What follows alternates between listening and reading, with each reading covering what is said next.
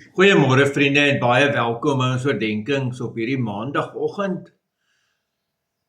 Ja, en ek hoop dit gaan vir jou 'n mooi week wees.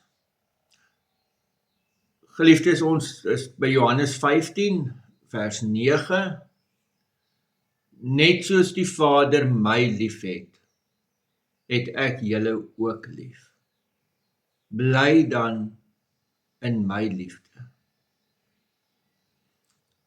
Ek wil vanoggend net hierdie een vers lees en ek wil hê jy moet dit regtig hoor. Ek wil hê jy moet dit met jou hart ook hoor.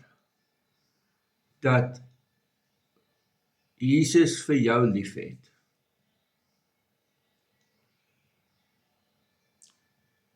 Jesus het jou lief. En al wat hy vandag vir jou sê is, bly in my liefde. Bly net vandag in Jesus se liefde. Amen.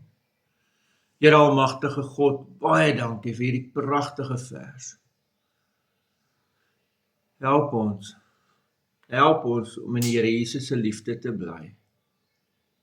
Amen. Vriende, mag jy baie mooi, mag jy baie geseënde dag hê. Totsiens.